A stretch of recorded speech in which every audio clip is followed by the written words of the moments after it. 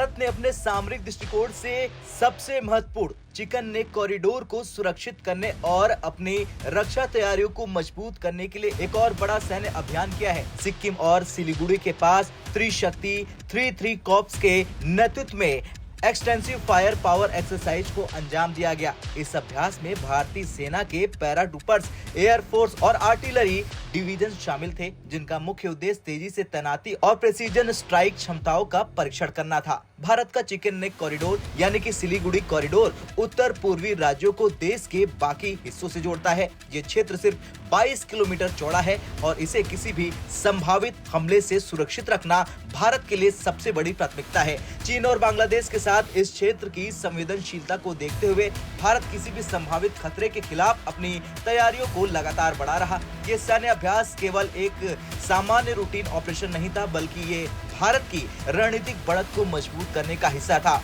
इस अभ्यास से ठीक 2 हफ्ते पहले भारतीय सेना ने ऑपरेशन डेविल स्ट्राइक को भी अंजाम दिया था। उस ऑपरेशन में भारतीय सेना के पैरासूट रेजिमेंट ने महत्वपूर्ण भूमिका निभाई थी। अब इस दूसरे बड़े ऑपरेशन में भारतीय सेना ने Pinaka multi launch artillery system और इजरायली स्पाइडर मिसाइल का प्रदर्शन किया, जो ये दिखाता है कि भारत अपनी रक्षा प्रणाली को और अधिक मजबूत बना रहा। यह ऑपरेशन ऐसे समय में हुआ जब बांग्लादेश और पाकिस्तान की गतिविधियां इस क्षेत्र में तेजी से बढ़ी हैं। कुछ समय पहले खबर आई थी कि पाकिस्तानी सेना ISI के चीफ ने बांग्लादेश का दौरा किया है और वहां अपनी सेना की तैनाती की योजना बनाई। इसके अलावा हाल ही में एक बांग्लादेशी आतंकी ने अमेरिका से रिहा होने के बाद सार्वजनिक रूप से कहा कि वो चीन की मदद से भारत के चिकन नेक कॉरिडोर को काटने की योजना बना रहा। इतना नहीं, बांग्लादेश ने हाल ही में तुर्की के ड्रोन को भारत की सीमा के पास तैनात किया, जिससे क्षेत्र की सुरक्षा को लेकर चिंताएं और बढ़ गई। इस क्षेत्र में केवल बांग्लादेश और पाकिस्तान ही नहीं बल्कि चीन की गतिविधियां भी तेजी से बढ़ रही। हाल ही में चीन ने डोकलाम क्षेत्र में 22 नए गांवों का निर्माण किया, जिनमें से कुछ भूटान की सीमा के अंदर अवैध रूप से बनाए गए हैं। इसके अलावा चीन लगातार अपनी सेना और बुनियादी ढांचे को इस क्षेत्र में मजबूत कर रहा।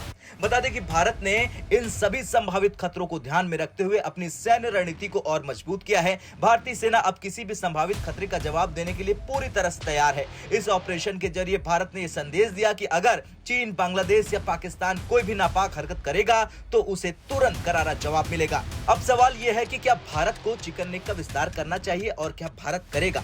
दरअसल भारत अब केवल अपने इस सामरिक कॉरिडोर को सुरक्षित करने के लिए सीमित नहीं रहेगा, बल्कि इसे और अधिक मजबूत करने और विस्तार करने की योजना बना रहा। हाल ही में भारत ने सिक्किम और अरुणाचल प्रदेश में कई नई सड़कें, पुल और हवाई पट्टियां बनाने का काम तेजी से शुरू कर दिया है। इसके अलावा स्ट्रेटेजिक रेलवे और टनल प्रोजेक्ट भी तेजी से आगे बढ़ रहे हैं, जिससे इस पूरे क्षेत्र की कनेक्टिविटी और मजबूती से बढ़ गई है।